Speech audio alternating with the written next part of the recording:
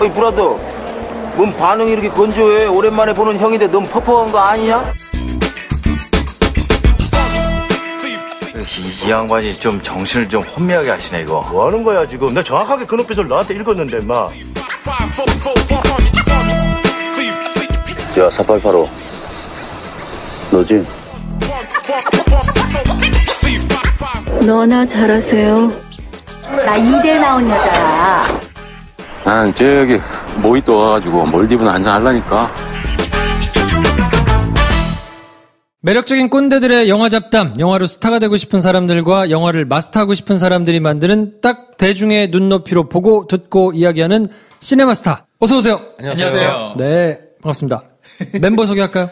좀 성의 있게 해줘, 멤버. 너무 막 하는 경향이 있어요. 어떻게 해야 되지? 어떻게 좀 더 창의적인 거 생각. 영화관에 사야고 온다는. 그 서로 딴 사람 좀 소개해 줄까? 그럼 그것도 조금. 괜찮네. 네. 제가 할게요. 안녕하세요. 국내 굴지의 극장 사회공헌을 담당하고 있는 황대리입니다라고 말해달래요. 에이씨. 뭐 반응이 있어. 맨날 하던 거 아니야고. 내가 하니까 좀 톤이 다르잖아. 응, 알았어. 재미없다. 국내 아마추어 다이어트계 1인자, 네, 황대리님 나오셨습니다. 그것도 괜찮네. 네. 요즘에 다이어트를 한다고. 최근에 다이어트에 집중하고 있는 사회공헌 담당자 황대리입니다. 결국 좋네. 결국 자기가 자기 입으로 하면서 제일 진짜 다이어트로 진짜 팟캐스트를 만들 수도 있을 것 같아요. 아, 그래요? 진짜야. 6개월 동안 8kg 빼보신 분 있으신지 모르겠어요. 6개월 동안. 이게 차라리 한 달에 8kg 뺀다 그러면 이해가 돼. 뭐 2달에 8kg 뺀다 그러면 이해가 되는데 건강을 해치지 않고 스트레스를 전혀 받지 않고 행복하게 8개월, 6개월 동안 별로 안 행복했는데. 옆에서 왜냐면 봤는데. 내가 스테리 부리던데. 왜냐면 지금 벼락치기 중이라서 그래. 지금 6월 말까지는 내가 시기를 정해놨는데 한 2주 동안 3kg 빼니까 힘든 건데 아주 평온하게 잘 빼고 있었거든요. 진짜 난 진짜 팟캐스트 만들 수 있을 것 같아요. 여러분들 직장인을 위한 다이어트. 야 이거 진짜 제목부터 작살난다. 제가 근데 안 좋은 기억이 있어가지고 뭐 말씀을 그때 드렸었는데 멤버들한테는 그 제가 결혼을 앞두고 도시락을 싸가지고 다닌 적이 있어요. 근데 진짜로 사회부 기자를 하면서 도시락을 싸가지고 다니면서 다이어트를 하는 건 미친 짓이거든. 그 어지간한 진짜 그게 아니면 의지가 아니면 할 수 없거든요. 근데 그걸 했단 말이에요. 그래서 정말 딱 지켜가지고 먹고 운동하고 밤에 와가지고 술자리 가서는 술하고 물만 먹고 안주 안 먹고 정말 대단하다. 그리고 술 먹은 만큼 운동하고 뭐 이거를 했단 말이에요. 이거 비현실적인 이런 다이어트 레시피가 많은데 저는 행복하게 이걸 하고 나서 8kg 뺄 수 있어요. 이제 어느 치과였던 것 같아. 치과를 고발하러 이제 VJ하고 둘이 몰래 카메라를 갖고 들어갔어. 그래서 들어가서 제가 들어가가지고 막 뭐 잡들이하고 어쩌고 하고 이제 잘 나왔어. 뭐 잘못하는 거를 이제 몰래 카메라 담아가지고 나왔죠. 나와가지고 엘리베이터를 딱 타서 잘 찍혔다. 대박이야. 건졌어. 이러고는 내려오는 엘리베이터에서 쓰러졌어요. 졸도했어. 정말 기억이 없어요. 짝짝했어야지. 졸도를 했는데 들어왔는데 막 VJ 놀래가지고 이게 무슨 일이냐고. 얼마나 안 먹었으면. 근데 궁금해가지고 돌아와서 찾아봤더니 몰카에 찍혔어. 그 카메라 졸도하는 장면이. 근데 무섭더라고. 그렇게 빼면 안 돼요, 살을. 그때 황대리의 팟캐스트가 있었다면 안 그러셨을 텐데. 황대리와 함께하는 행복한 다이어트 6개월. 우리 유튜브 채널 만들겠는데 지금? 영화를 보면서 살도 빼요. 할까 우리? 팟캐스트? 진짜 인기 좋을 거예요. 내가 장담한다 진짜. 아무튼 무슨 얘기하다 황대리 소개만 여기까지. 황인지 대리님 나오셨고요. 네. 자, 그 옆에는 우리 시나리오 구상에 여념이 없으신 배준현 감독님 나오셨습니다. 안녕하세요. 시나리오 구성자. 잘 되고 있습니까? 시나리오 구상? 구상이야. 항상 잘 되죠. 타이핑이 어려운 거지. 네. 타이핑 하는 데까지 이제 뭐 몇 년이 걸리고 하는 거죠. 머리에서 손으로 오는 게. 진짜 약간 내용이 정리될 때마다 여기 팟캐스트에서 되게 살짝 맛을 보여주고 피드백을 들어가면서 하면. 그럼 상처받을 것 같아. 네. 뭐, 구상 중입니다. 예, 여러 가지. 그 피드백 중에 이제 그런 게 있어요. 배준영 감독님이 술을 드신 거 아니냐. 그러니까. 도대체 술을 드신 것 같은 이 발성을 가지고 계시다. 그러니까 술을 못 드십니다, 저분은. 싫어요. 특히 이름을 얘기할 때, 황준, 김부르님. 그냥 딕션이 안 좋은 거예요. 네. 배 감독님 술 못 드세요. 술을 싫어하십니다. 그래서 뭐 술 취한 게 아니니까 오해하지 마시고. 자, 그리고 유튜브에서 굉장히 활동을 하시다가 저희 팟캐스트 끌려온 이후로 유튜브 활동 거의 못하고 계셔가지고 업데이트가 제가 마음이 무거워요. 우리 천재 이승국 나오셨습니다. 안녕하세요. 이승국입니다. 네. 이번 주에는 꼭 혹시 구독자분들 듣고 계시다면 이번 주에는 꼭 영상 올리도록 하겠습니다. 작업하는데 얼마나 걸려요? 어떤 영상이냐에 따라 달라요. 제가 그냥 혼자 예능 영상 찍어서 코믹 영상 찍어서 올리는 거면 뭐 그냥 하루 이틀 그냥 논다 생각하고 찍는 거고 영화 영상 같은 걸 해야 되는 경우에는 제가 만들어 놓은 포맷은 일주일에 하나 일주일 꼬박 공부하고 그러니까 영상 나름의 구성이란 걸 지루하지 않게 하려고 노력을 하니까 그 구상을 실제로 작업을 안 하고 있어도 일주일 정도 공부하고 생각하고 계속 멍 때리고 있다가 마지막 한 하루 이틀 정도 남았을 때 작업은 하루 이틀에 끝나죠. 근데 구상하고 하는 것 때문에 그냥 여기도 구상을 일주일에 그렇죠. 하나? 11호는 얼마나 걸렸어요? 11호는 좀 더 오래 걸렸어요. 영화를 한 번씩 다 봤어야 됐기 때문에 그런 건 좀 오래 걸렸어요. 좋은 컨텐츠는 그냥 나온 게 아니에요. 그렇죠. 그래서 시네마스타를 하면서 여러분 죄송합니다. 네. 이번 주에 꼭 올릴게요. 녹음을 좀 준비해서 다시 할까요? 우리 너무 자 여러분 여기서 중요한 건 구상이 이렇게 힘든 일이에요. 그럼요. 시구자와 유구자. 유튜버 구상자와 유구자 괜찮다. 유구자. 난 뭐지? 사구자인가? 사회공헌을 구상하는. 다구자, 다이어트. 다이어트 구상자. 다이어트 장난 아니지. 알겠습니다. 구자가 여러 개네. 김프로님은 뭘로 해야 되나? 전 뭘로 해야 돼요? 저는 특징이 없어가지고. 팟캐스트 구상자. 팟구자. 팟캐스트가 너무 많아져가지고. 그러니까요. 지금 몇 개 하신다고요? 지금 한 13, 4개 될걸요? 그러니까 이게 김프로 쇼랑 째알이랑. 근데 이제 김프로쇼 안에 월화수목이 코너가 있고 재즈가 알고 싶다가 월화수목 금 이제 코너가 있고 다 콘텐츠가 다르니까 이거 저희가 이제 하는 게 뭐 일주일에 3, 4개 되잖아요. 그렇죠. 공중파에 방송하시는 분들 막 채널 프로그램 막 4-5개 많이 한다 그러는데 4-5개가 뭐야? 지금 PD들 치면 뭐 1개 많으면 2개 이렇게 있어요. 야, 뭐 김프로는 완전 공장 돌리는구만. 그러니까 제가 이걸 하면서 저 이제 라디오 PD는 아니었으니까 뭐 이제 친한 형들이 있고 한데 알겠어. 이 사람들이 얼마나 먹는지 날로 먹고 있는지. 왜냐면 물론 출연자분들이 상당 부분 이제 같이 열심히 하시기 때문에 가능한 것도 있지만. 뭐 다 하잖아요. 기획하고 섭외해가지고 진행하고 편집하고 뭐 해가지고 내보내는 거잖아요. 이거 허구가 많아. 그 정도는 아닌 것 같아. 실상을 파악했구나. 형들의 알겠어. 그들의 앓는 소리를 파악. 난 앓는 소리 얘기하려고 했는데. 그러니까 알겠습니다. 어쨌든 그래서 저희가 이제 지난번에 사냥 한번 훑어드렸는데 다 나온 것 같아 사실. 그러니까 간만에 저희가 오늘 무슨 얘기 할지 이제 거의 다 이제 나왔는데 그렇죠. 간만에 일심동체로 좀 짜게 가급적이면 저희가 이제 이렇게 진영을 좀 나눠서 좋았던 사람들과 조금 비판하는 사람들이 좀 이렇게 맞춰가지고 좀 하려고 노력을 하는데요. 정 안 나오면 어쩔 수 없습니다. 그렇죠. 뭐 지난 방송에 잠깐 뭐 그런 스탠스를 취하긴 했지만. 장점도 있다고 저는 조금 생각을 해서 처음에는 조금 칭찬을 조금 해보고 그러면 그래서 관객 수가 많이 들 수도 있잖아요. 한번 해보고 뒤에는 좀 뭐 안 좋은 소리도 좀 하는 걸로 그 전에 뭐 스토리는 듣겠지만 영화를 이제 보고 오신 분들 같은 경우도 또 생각이 안 날 수 있거든요. 가물가물해지. 그래서 지금부터는 이번부터는 승국 씨가 이제 줄거리를 좀 자세하게 설명을 해주시는 걸로 시작을 한번 해볼까 합니다. 야심차게 준비한. 좋습니다. 연천 이승국 선생의 우리 줄거리 정리를 한번 줄거리 정리. 천재적인 줄거리 정리. 오케이. 네. 일단 오프닝부터 우리가 딱 생각을 해보면 오프닝은 마치 스릴러처럼 시작을 하잖아요. 비가 추적추적 내리고 산속에 할머니가 밥상으로 이렇게 올라가죠. 폐광으로 올라가서 그래서 이거 진짜 스릴러물인가 시작하고 폐광에서 제사상 차려주면서 아들 이름을 이렇게 부르시잖아요. 그걸 통해서 여기가 폐광이고 여기서 죽은 사람들이 있다라는 걸로 오프닝을 시작하죠.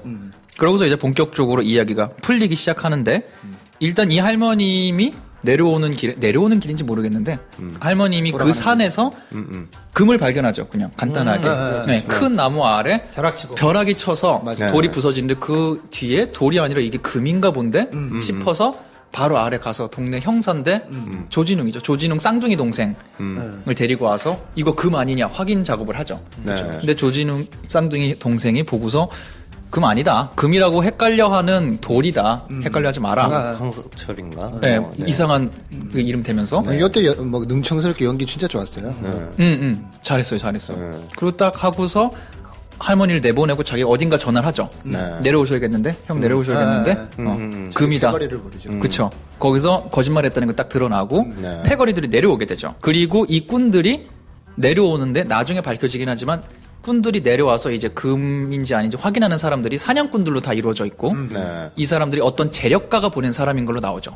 계속 회장님 하는 어떤 존재가 있고 그 회장님의 수족인 권율만 사냥꾼이 아닌 상태에서 그렇죠. 조진훈 쌍둥이 형이 이끄는 사냥꾼 집단이 금을 보러 가는 그날이 나중에 나오지만 탄광 사고가 있었던 기일이죠. 그렇죠. 공교롭게 그날 이 사람들이 산을 올라가고 그날 기일이라서 좀 조용히 삶을 살려고 그날 지내려고 했던 안성기. 극중 이름은 문기성이더라고요. 문기성이 우연히 그 장면을 보게 돼서 몰래 이 사람들을 따라가죠. 그게 몰래 따라간 게 아니고 자기는 원래는 사냥을 올라가고 싶어서 한번 경찰서에 들르고 하는 걸 항상 아는데 소현주가 뭐 오늘 같은 날 뭐 오늘이 무슨 날인 줄 알고 뭐 이러면서 이제 신문 스크랩을 이렇게 해서 보면 그때 이제 그 기사 거기에 기사들이 나오죠. 기사가 나오고 그러면서 그 날이라서 가는 거구나. 그리고 플래시백이 나오면서 그때 있었던 일들이 중간중간에 나오는데 근데 저는 그걸 몰래 올라갔다고 봤던 게 총을 들고 올라가거든요. 안성기가. 그냥 기일이라서 올라갔다고 하기에는 공기총을 들고 올라가서 뭔가 이 낌새가 조금 이상해서 뒤따라갔던 게 아닌가. 그냥 간 거긴 한데 약간 이상한 낌새를 가지고 가는 거죠. 근데 그쵸? 총을 가지고 가는 거는 그냥 일반적으로 보통 하는 것 같고 경찰서에 맡겨놓은 총을 찾아가는 게 원래 원래 순서인데 근데 그렇게 안 될 경우에 가지고 다니는 총을 들고 가는 그런 일반적인 자기의 패턴대로 했으나 좀 약간 마음속에 뭔가 의심적인 그런 걸 가지고 올라간 거 아닌가. 그런가? 근데 그렇게 될 경우엔 이건 또 논리 바로서 그렇게 될 경우에 그 금이 있는 나무가 폐광에서 할머니가 이용하는 큰 길가에 있는 나무란 말이에요. 그럼 그게 아주 정식 루트란 소린데 그렇죠. 그렇다면은 왜 안성기는 그 길로 안 가고 저 뒤로 이렇게 돌아가는 길을 갔는가? 왜냐하면 허가받지 않았는데 자기는 사냥을 하러 올라갔으니 그 철문과 주차장에 있는 그 정식 루트로 안 간 거지. 왜냐하면 그들은 뒷길로 간 거죠. 주차장에 주차돼 있고 걔네는 닫혀 있었으니까. 오늘 올라가면 안 된다고 하는 산인데 걔네는 그 주차해놓고 준비하고 멀쩡히 올라가고 있었단 말이야. 안성기는 뭐지 하면서 몰래 원래 올라가려고 했던 딴 길로. 그래서 자기 원래 공기총 들고. 그럼 한 가지 더. 그 딸이 맨 처음 찾아온단 말이에요. 오프닝 장면 중에 하나에 딸이 등장해서 안성기가 가끔씩 밤에 전화를 안 받을 때가 있고 그걸 걱정하는 딸이 있다. 이걸 설명해주는 씬이 있는데 딸이 오늘도 사냥하러 올라가? 했더니 안성기가 오늘은 총 안 쏜다. 오늘 그날이지. 이래갖고 기일이라고 하고 지나가는데 근데 왜 안성기 그날 총을 갖고 올라가지? 저는 그것부터가 좀 이상했었던 그러니까 게 딸한테 거짓말을 한 건지 경찰서에 그렇게 하고 그러니까 산사태 얘기 듣기 전부터 이미 경찰서에 총을 가지러 갔단 말이에요. 딸한테는 거짓말인 것 같은데. 그냥 거짓말하면 안심시키느라고 총 쏠라고. 안심시키니까 안 간다. 그렇죠. 자꾸 혼나고 그러니까. 그렇지. 안 가. 이렇게 해놓고. 그러면 그 모든 게 조금 더 이상해지는 게 뒤에 가서 산에서 총소리가 들리는 걸 소년주가 되게 뭐라 그런단 말이에요. 오늘이 무슨 날인데 산에서 총을 쏴. 그럼 안성기가 총 쐈으면 그 아래서 어떻게 들었으려고? 어차피 들렸을 총소리인데 소년주가 뭘 어떻게 들었지 그건? 총소리가 났다고 형사가 와서 얘기한 거 아닌가? 총소리 났다고 신고가 들어왔다고? 네, 신고 들어오잖아요. 네. 근데 안성기가 그냥 사냥했을 거였으면 그날도 어차피 총소리 들렸을 거 아니에요. 근데 그게 왜 그렇게 의미심장한 장면이 등장했지? 오늘은 원래 오늘이 무슨 날인데 총을 쏴? 허가를 안 해주는 날인데. 그러네. 이게 그러니까 우리 연천도 정리를 못할 수준의 그러니까 이게 앞뒤가 안 맞는 게 조금. 자, 그러면 과감하게 점프 해볼까요? 올라가는데 안성기 눈에 보인 장면이 딱 이거죠. 이 금을 캐가는 거를 할머니가 봅니다. 이 조사하는 걸. 그러고서 니네 나한테 거짓말했구나를 알아요. 그리고 이 사람들한테 막 욕을 하죠. 그러면서 엄청난 걸 밝히죠. 이 땅이 우리 아들 땅이야. 니네 손도 못 대게 할 거야. 이렇게 돼버리면서 이 사람들과 실갱이가 막 언쟁이 붙는 장면이 나오는데 그때 우리의 정장 차림의 권율 사냥꾼이 아닌 사람이 기계 조작을 잘못해서 사람들을 깜짝 놀래키는 소리가 나면서 할머니가 누군가에게 부딪혀서 저 산 아래로 굴러 떨어지면서 치명상을 입어요. 근데 죽진 않죠. 그래서 조진웅이 이거 망했다. 죽여버려야겠다. 해서 죽이려고 하는 장면을 안성기가 뒤에서 다 보고 있는데 그때 멀리서 들리죠.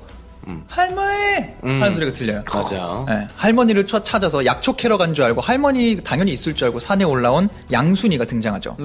그래서 그 안성기는 한예리가 위험하다. 그래서 막 반장에게 전화를 하면서 한예리를 구하려고 하는데 모두가 맞닥뜨려요. 조진웅, 인행이랑 모두가 만나서 조진웅은 뭔가 알아채죠. 안성기가 뭔가 본 것 같아. 뭔가 아는 것 같아. 신고하려는 것 같아. 그래서 둘이 몸싸움을 시작하는데 그 와중에 한예리가 아주 소중하게 생각하는 자기 어머니의 유품, 결혼 반지, 서약의 반지가 땅에 떨어지고 한예리는 극 중에서 약간 팔푼이로 나오죠. 지능이 떨어져서 그 반지를 자기가 주워야 된다는 생각에 거기는 엽사들이랑 막 몸싸움을 또 하다가 실수로 엽사 중에 한 명이 총에 맞아서 즉사해요. 사망해요. 그러면서 사건이 본격적으로 추격전으로 되기 시작하죠. 한예를 데리고 안성기는 도망가고 엽사들은 이 사람들을 쫓고 그 와중에 안성기는 도망치는 스탠스만 취하다가 그 사냥꾼 중에 한 명이 한예리를 쏠라는 걸 보고 사냥꾼을 사살하죠. 그러면서 본격적으로 대결 구도까지 가요. 그러면서 그냥 한 명 한 명 죽기 시작하고 어이없게 죽는 사람도 있고 미끄러운 계곡에서 넘어져서 죽는 사람도 있고 엽사들은 막 한 명 한 명 사살이 되기 시작하고 그 총소리가 아래 들려서 반장도 이거 이상한데 산에서 왜 이렇게 총소리가 많이 나? 그래서 경찰들이 출동하기 시작하고 마지막에는 2명의 엽사만 남죠. 2명이 남고 안성기 한예리 계속 도망가고 있고 결국 한예리를 냅두고 안성기가 엽사들도 다 사살하고 한예리에게 돌아오는 와중에 왜 굳이 나왔는지 모르겠는 조진웅 쌍둥이 1인 2역했던 쌍둥이 동생이 그제서야 산에 올라와서 안성기를 쏴 죽이죠. 그리고 한예리도 쏘려고 하는 순간 경찰에게 사살당하고 한예리는 구해졌다 하는 큰 이야기가 흐르면서 드러나는 것은 한예리가 안성기의 손녀딸이었다. 그렇죠. 계속 둘의 관계는 뭔가 작중 악당들의 입을 통해서 계속 묻거든요. 너 도대체 쟤랑 무슨 관계길래 이렇게까지 쟤를 구하려고 하냐? 영감 이런 게 있는데 알고 봤더니 극 중에는 처음에는 계속 그냥 같이 탄광에 갇혔던 팀원의 딸이니까 이렇게 됐는데 중간에 한번 비밀이 밝혀지는 게 같이 살아남았던 중현이라는 캐릭터의 간접적으로 그 캐릭터의 신을 먹고 살아난 것처럼 그려지죠. 그래서 그 죄책감 때문에 이 가족한테 잘해주나 양순이를 챙겨주나 라고 나왔는데 알고 봤더니 한꺼풀 더 들어가서 안성기의 아들과 중현의 죽은 아내가 사귀던 사이였는데 안성기가 그걸 반대해서 헤어진 바가 있었는데 그때 이미 이 여자는 임신을 해 있었다. 그 상태에서 중현과 재혼을 한 거고 이 결혼 반지도 결혼한 원래는 거지 재혼이 아니라 결혼하죠. 결혼한 건데 그 반지도 그래서 중현이 준 게 아니라 안성기 아들이 준 거였다. 그래서 한예리는 손녀딸이고 이 반지는 사실 내 아들의 물건이다. 하는 것 때문에 자기 손녀딸을 끝까지 지키는 할아버지의 모습이 그려지는 거였죠. 그리고 그 손도 못 대게 하겠다. 우리 아들 땅이다. 했던 그 땅은 중현의 아내. 맞아요. 중현의 아내가 사기당해서 잘못 산 아무 쓸모없는 산에 있는 그냥 돈 다 날리게 만든 땅이고 그래서 그것 때문에 아내가 비관해서 그 번개 맞은 그 나무에 목을 매서 죽었죠. 그런 적 있었죠. 이런 이제 이야기가 이런 이야기가 이제 전체적으로 쭉 있는 내용인데 잘 정리했네요. 좋은 것 같아요. 영화 한 편을 본 것 같이 싹 막 지나가네. 그러니까 뒤늦게 이제 다 생각은 나는데요. 어떻게 보셨습니까? 뭐 재미있었다 없었다만 얘기하면 돼요. 어떻게 보셨어요 개인적으로? 저는 이거를 전에도 말했지만 그냥 10년 공백이 느껴진다는 점에서 비밀은 없다랑 비슷하게 보기도 했고 약간 추격전이 나와서 추격 영화가 나와서 재밌긴 했는데 너무 아쉬운 점이 많았다. 아까 막 말했던 앞뒤 안 맞는 그런 것도 좀 있고 추격전만으로 그냥 가도 되는데 너무 중간에 보여주고 싶고 다루고 싶은 이야기. 서브 얘기들이 많아서 그걸 일일이 다 넣어야 되고 제가 일부에 그런 얘기를 하긴 했는데 이 영화가 조롱하는 사람 분명히 있을 거다 생각한 게 안성기 배우의 람보 쏴도 죽지 않는 쏴도 죽지 않는 불사신으로 만들어 버려갖고 심지어 마지막에는 조진웅이 입을 통해서 그 대사를 직접 해줘야 도대체 어떻게 살아나온 거야? 이렇게 분명히 총에 맞았는데. 네, 되게 아껴놓은 대사인데, 약간 네, 막 정리해왔는데. 이거 답답하네. 그 다음 대사 있죠. 어떻게 살아야지? 이거 정말 답답하네.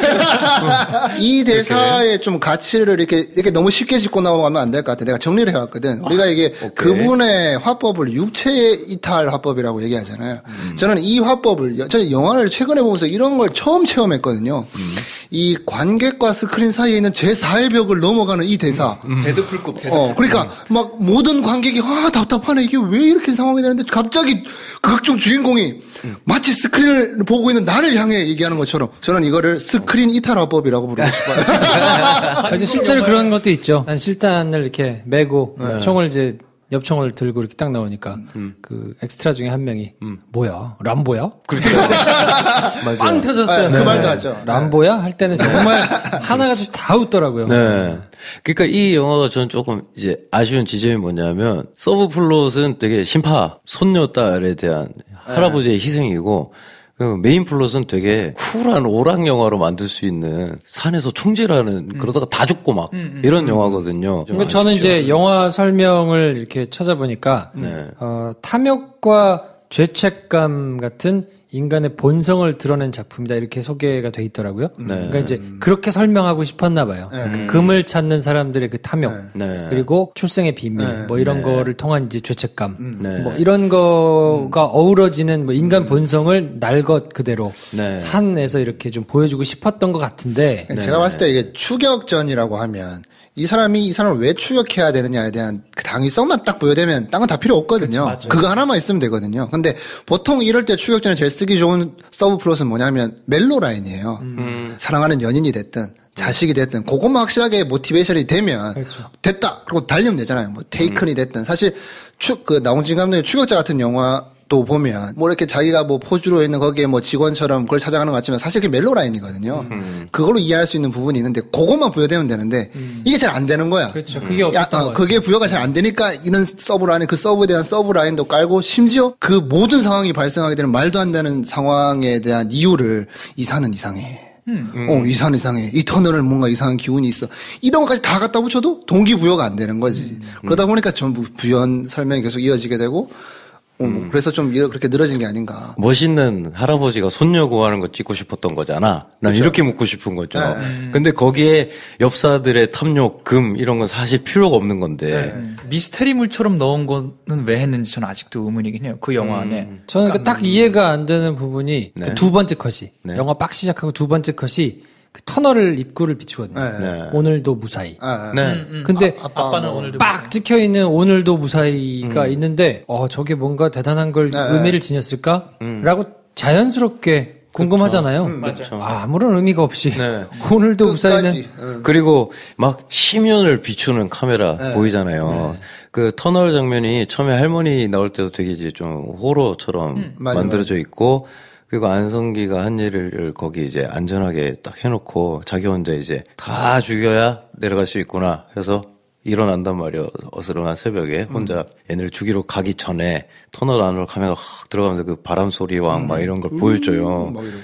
그거 무슨 니체도 아니고 내가 10년을 보면 10년이 뭐 나를 보고 뭐 이런 걸 하고 싶었던 건지 그러면 손녀 할아버지 희생 이건 너무 동떨어진 얘기고 근데 영화에 이런 느낌이 계속 있어요. 말했던 이 산은 이상의 대사도 반복적으로 나오고 터널 심연 보여주는 장면도 있고 그리고 결정적인 건 아닌데 비슷하게 전혀 떡밥 던지기만 하고 회수도 안 한 조진웅의 입으로 이 산에 하얗게 머리 풀어헤치고 고라니 먹는 그런 게 있다고 하더니 그게 너구나라는 이 대사도 곡성인 줄 알았어요. 갑자기 왜 등장하고 회수도 안 되고 그게 그러니까 안성기가 분한 캐릭터를 설명한 건데 앞에 그렇게 나오잖아요. 전설처럼 막 얘기가 있다.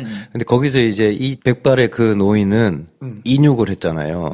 인육을 해서 살아남았으니까 거기에 대한 사람들의 어떤 알 수 없는 어떤 뭐 그걸 아는 사람도 있겠지. 그리고 그 말이 또 돌았겠지. 그래서 사람들이 얘를 더 무시하고. 그렇게 해야 되는구나.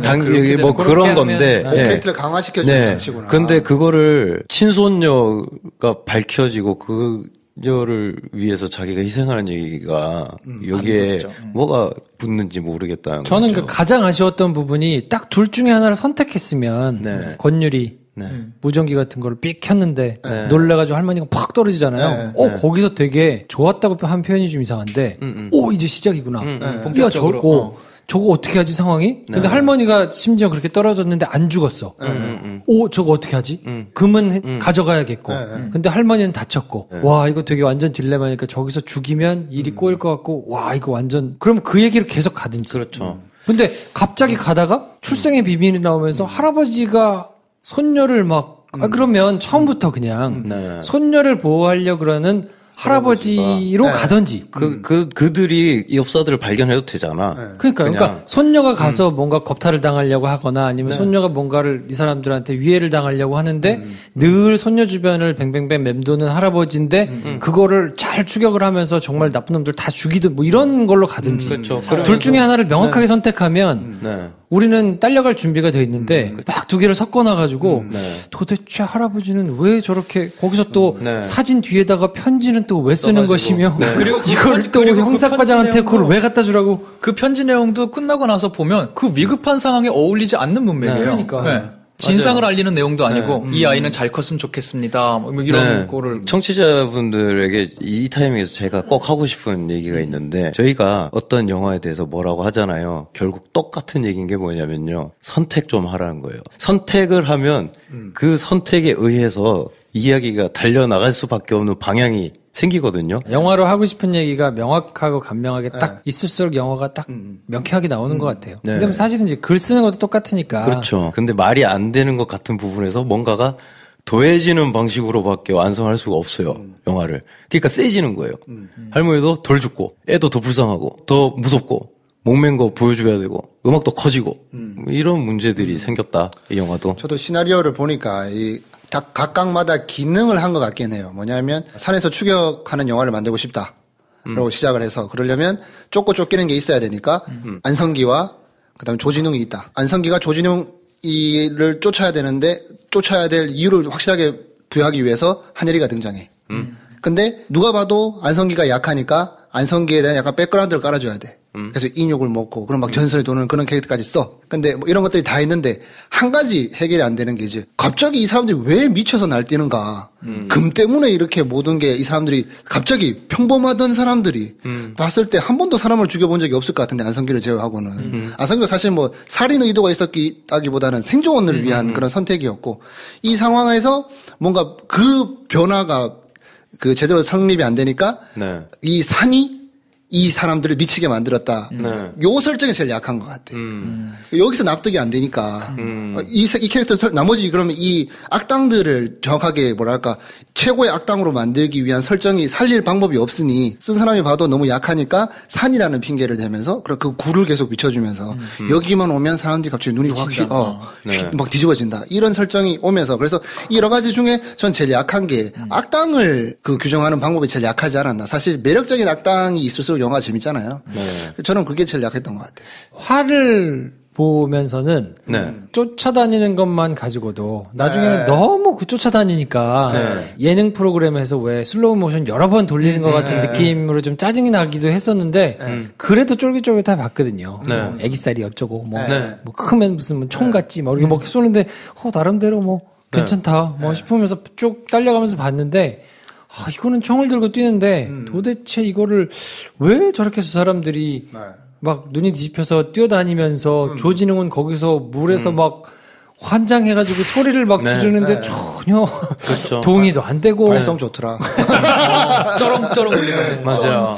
아니 그걸 저렇게까지 화를 내면서 막 안성기를 할 이유도 잘 모르겠고. 그러면 이런 영화를 만들어낸 제작사와 뭐 관계사들 중에 롯데엔터는 롯데엔터는 왜 이런 작품을 갖고 나오게 되었나에 대해서 한번 쉬어가는 코너로 제가 한번 또 설명해보고 또 이것도 이런 거 좋아하시는 분들이 있다고 제가 또 보내주셔가지고 큰 힘이 되네. 나는 이런 얘기하면 되게 싫어할 줄 알았거든요. 나는 이런 것만 제일 재밌는데. 미국에 계신 40대 청취자들 40대 중부지방 계신 그분께 이 롯데엔터를 바치면서 1부에서도 말씀드렸듯이 이 영화는 롯데엔터테인먼트에서 배급한 영화입니다. 요즘 사회적으로 굉장히 네. 문제가 많이 되고 있는 네. 롯데 엔터. 말씀드렸듯이 4대 배급사 중 하나입니다. 근데 약간 민망한 게 뭐냐면 민망한 타이틀을 가지고 있는 게 유일하게 1000만 영화를 한 편도 못한 배급사가 롯데 엔터예요. 아, 그래요? 네. 작년 성적이 심지어 7위예요. 4대 배급사라고 이야기하기 민망할 정도의 성적을 연이어서 가지고 가고 있는 상황입니다. 작년 기준으로 1등은 뭐 CJ, 2등이 쇼박스. 쇼박스가 작년에 대박이 났죠.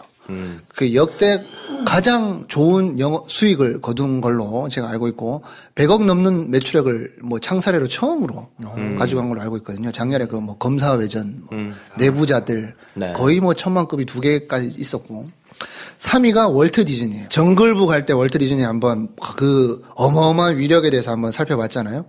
그게 뭐 마블 시리즈 다 한 거랑 그 다음에 스타워즈 뭐 이런 것도 다 있죠. 그게 월트 디즈니가 3위였고 4위, 5위 20세기 폭스랑 유니버셜입니다. 이게 되게 위협적으로 느껴지는 게 3, 4, 5위가 전부 다 해외 직배사들이에요. 그 다음에 6위가 뉴입니까? 네, 뉴고 그 다음에 7위가 롯데엔터였습니다. 야, 반성해야 되겠다. 굉장히 실망스러운 선정인데 그럼 도대체 작년 한 해 작년 한 해 동안 롯데엔터는 무슨 영화를 배급을 했나 보시면 얘들이 도대체 무슨 기준으로 도대체 무슨 기준으로 영화를 선택하나 의심스러울 정도로 좀 안타까운데요. 간신. 110만. 네. 제일 성적이 좋았습니다. 110만이 가장 성적이 좋았어요. 진짜요? 위험한 상견례 2. 47만. 네. 서부전선. 이게 되게 좋은 시기에 개봉한 이 전략적으로 배치한 영화인데 60만. 네. 특종 량첸살인기. 특종. 네. 61만. 네. 조선마술사, 걔 복귀작이죠. 그분 누구지? 유승호의 복귀작인데, 조선마술사 40만. 로봇소리, 이건 되게 좋아 보였는데, 저 못 봤어요. 근데 47만. 혹시 보신 분 있어요, 로봇소리? 너무 R2D2랑 똑같이. 뭐죠, 그런 건 있지. 네. 그리고 헤어화 48만이 봤다고 합니다. 누구 평을 본 적이 있는데. 협녀 감독님의 다음 작품 있죠, 헤어화. 거의 같은 시기에 개봉했죠, 근데 협녀랑. 협녀가 계속 이병헌 이슈 때문에 많이 밀려가지고. 성적이 너무 안 좋았어요. 그나마 7위 한 것도, 이 성적으로는 이 한국 영화 가지고 7위를 못 하는데, 작년에 무슨 일이 있었냐면, 원래 파라마운트에서 나오는 영화는 CJ에서 다 독점 배급하도록 계약이 돼 있었어요. 근데 그 독점 계약이 작년에 롯데로 넘어갔습니다. 진짜요? 네, 그래서 이 파라마운트에서 가져온 영화들이 성적이 좀 좋아서 그나마 7위라는 명맥은 유지했고요. 그래서 파라마운트에서 배급한 영화가 이제 미션 임파서블 623만, 터미네이터 324만 동원해서 그나마 7위를 한 거고, 그거에는 작년에 정말 척박한 환경에서 살아남은 게 이제 롯데고, 그래서 롯데의 근작 중에 제일 성적이 좋았던 게 해적이에요, 해적. 해적, 바다로 간 산적. 재밌었죠? 좀 재밌게 봤어요. 네, 그래서 860만. 근데 과연 우리 배급사의 대표적인 작품으로 대표적인 작품이다라고 얘기할 수는 있을까? 그래서 좀 아쉬운 부분이 있고.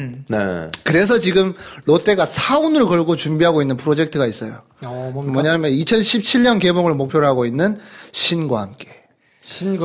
그래서 그렇게 라인업을 세게 갔구나. 주호민 작가의 원작인 웹툰을 기반으로 하고 있고, 김용화 감독. 장난 아니잖아요, 그거. 네. 라인업도 뭐 하정우 배우부터 해가지고 어마어마하죠. 이게 왜 이렇게 사이즈가 커졌냐면, 이게 하우 세계랑 뭐랑 여러 가지 거의 판타지고, 거의 배경을 전부 다 CG로 발라야 되는 엄청난 이야기들이고. 야, 이거 망하면 어떻게 됩니까? 롯데는 돈이 많아서 괜찮을 거예요. 제일 롯데월드 주인이 바뀝니다. 그리고 이게 또 제작사에서 이거는 좀 약간 배경이 있는 건데, 제작사 대표가 1, 2편으로 만들어야 된다. 그래서 1편 되고 성적 보고 2편으로 가지 말고, 어차피 세팅 다 하고 캐스팅한 거 1, 2편 한 번에 찍어서 따로 순차적으로 개봉을 하자. 이걸 좀 고집을 해서 처음에 CJ랑 계속 이야기를 하고 있었던 걸로 알고 있었거든요. 도저히 그렇게는 너무 사이즈가 크다 했는데, 이걸 덥석 롯데가 물은 거죠. 그래서 롯데랑 신과 함께를 준비하고 있고, 100억이 넘는 대작이라고만 알려져 있어요. 근데 이게 얼마나 될지는 아무도 몰라요. 덱스터라는 그 CG 회사가 같이 대표로 있는 김용화 감독이고, 아마 덱스터에서 CG를 하겠죠. 하면서 엄청난 제작비가 불러날 거라고 예상하고 있고, 또 이 덱스터는 미스터 고로 또 이렇게 알려져 있기 때문에, 그런 사례로 봤을 때 제작비가 거의 200억 원에 육박하게 되지 않을까. 롯데도 모를 것 같지는 않고요. 하여튼 내년에 사원을 걸고 있는데, 이 롯데에서 올해 또 개봉한 영화가 야심차게 시작한 게 이 영화 사냥인데. 아, 진짜요? 아, 이게 야심차게 했던 영화였어요? 사실 좀 미안하네. 성적은 그렇게 좋을 것 같지는 않다. 이거 이렇게 한번 정리를 해보겠습니다. 아니, 이게 야심찼으면 신과 함께도 좀, 내 걱정되네. 아니, 근데 저 진짜 궁금한 게 있는데. 시나리오를 보면 안 보여요? 뭐가요? 그러니까 지금 얘기한 것처럼 얘기가 두 개가 있는데 이 중에 하나를 선택해서 이렇게 좀 가야 이런 게 시나리오를 보면 안 보이나? 시나리오가 막 나와요. 영화로 만들어지기 전에 이제 막 각색을 하잖아요. 캐스팅고가 나오면 이제 캐스팅을 돌리는 거고. 제일 처음 초고 단계에서 완전히 다 뒤집어 엎는 경우도 허다해요. 일단 청불이었는데 15세로 바꿔야 된다. 아, 우린 스릴러였는데 웃겨야 된다. 던가. 아니면 누가 캐스팅, 누군가가 관심이 있다더라. 이렇게 좀 바꾸자라던가. 하여튼 뭐 수십 가지 버전들이 나오는데 근데 제일 처음 감독이 몇 년 동안 만약에 썼던 초고다. 뭔가 조금 말이 안 되거나 미진한 부분이 있을 수도 있어요.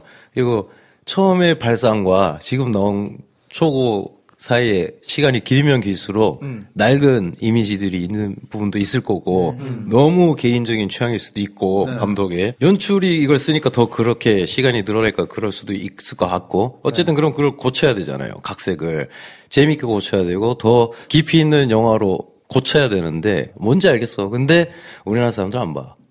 이렇게 얘기를 해요. 제작자 쪽에서. 우리나라 사람들이 안 봐라고 하면서 특별수사 비슷하게 아니면은 저번 달에 대박난 영화랑 비슷하게로 바뀌어요.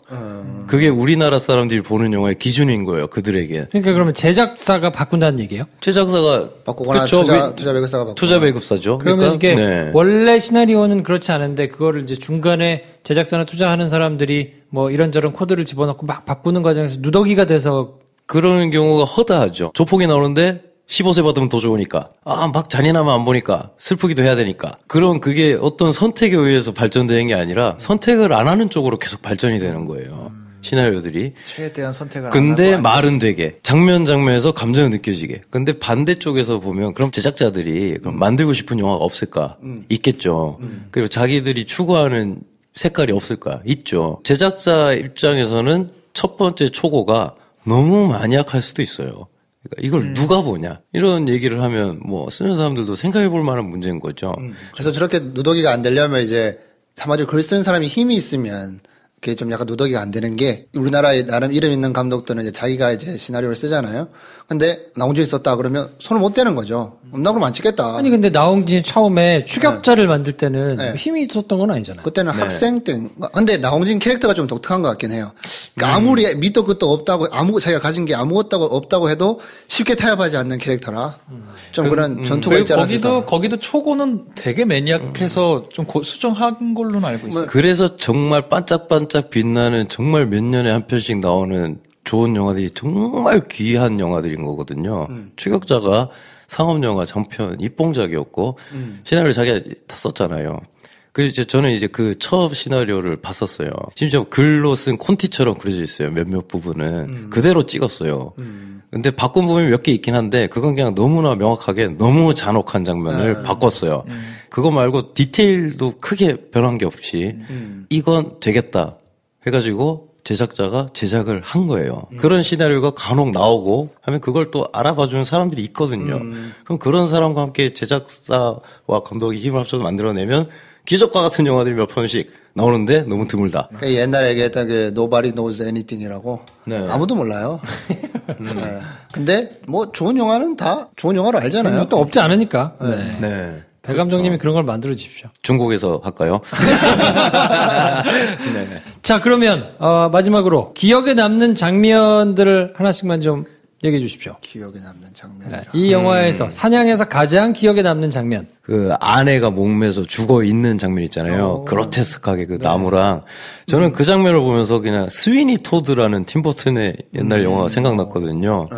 아예 그러니까 이걸 좀 더 그로테스크하고 정말 산의 은습한 기운과 저주에서 못 벗어나는 사람들의 이야기로 좀 톤을 가버렸으면 어땠을까. 그래서 그 장면이 계속 생각나면서 그게 이미지가 되게 좋더라고요. 저한테는.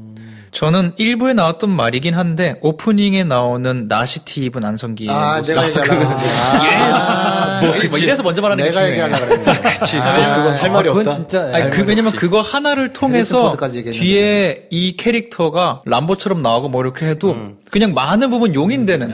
그래 저런데 그러니까 막 1부에서는 프로 의식에 관해서 얘기를 했지만 정말 그 짧은 장면을 통해서 뒤에 그 악인들의 입으로 산 하나는 뛰어넘을 것 같은 노인인데 이런 것까지 다 용인되는 1초 보여준 것만으로 그래서 저거는 정말 배우도 준비를 잘했고 정말 너무 과하지 않게 잘 보여준 것 같다. 맞아. IMAX 3D CG 더 필요 없어. 아날로그. 아날로그가 짱이야.